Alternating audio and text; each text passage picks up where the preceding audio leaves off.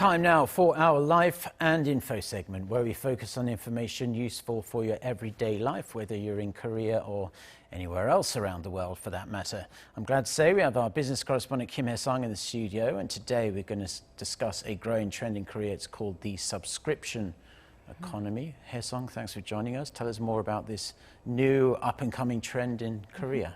Right, Mark. So subscription economy refers to a business model in which companies provide regular products and services to consumers that subscribe and make recurring payments. So Amazon ebooks, Netflix streaming services, and music services like Melon and Spotify are some examples. But it's not entirely a new concept. It's an extension of existing newspaper subscription services, but the range of products and services is growing rapidly here in Korea.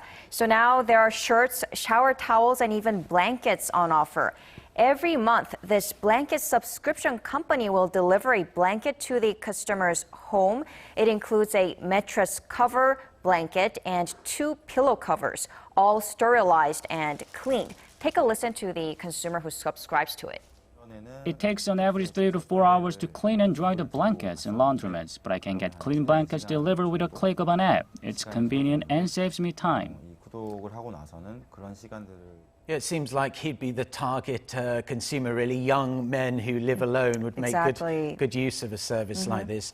So are the blankets and the mattresses, are they owned by the company that delivers them, or are they owned by the consumer?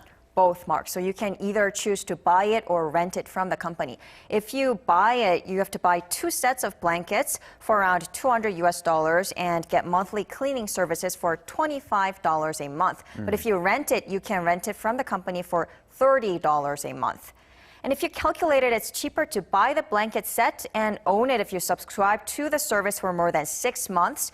You may wonder why you would want to borrow blankets used by someone you don't really know, even though it's cleaned.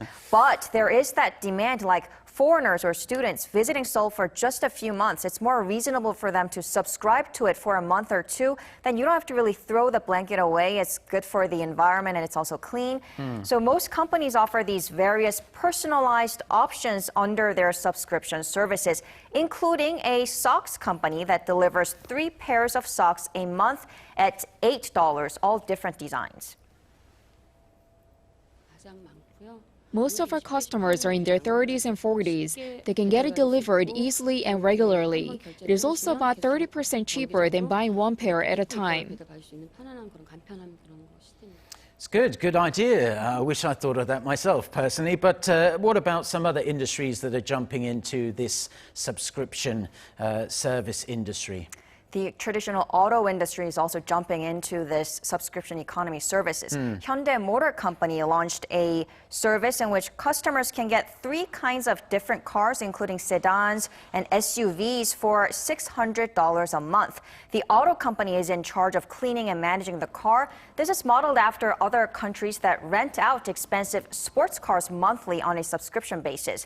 And there's also this global shoemaker Nike, which launched a subscription services for kids aged 2 to 10. 4 pairs of shoes a year, and Nike plans to expand it for adults who need to replace their shoes frequently. So as you see, the global market for this subscription economy is expected to continue growing from $420 billion in 2015 to $530 billion by 2020.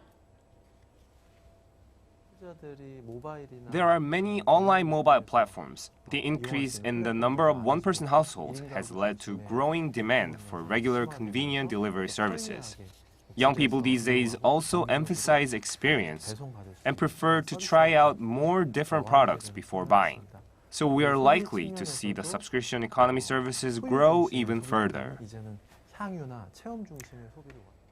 Right, Mark. But there are still legal and trust issues. For example, who's responsible for paying the insurance if the product is damaged, right? So these need to be sorted out. But as we've seen, the whole retail industry is changing because people, and especially millennials, they don't go to the stores to buy products anymore. You just saw like Forever 21, which filed for bankruptcy because people don't go to the stores to buy products anymore.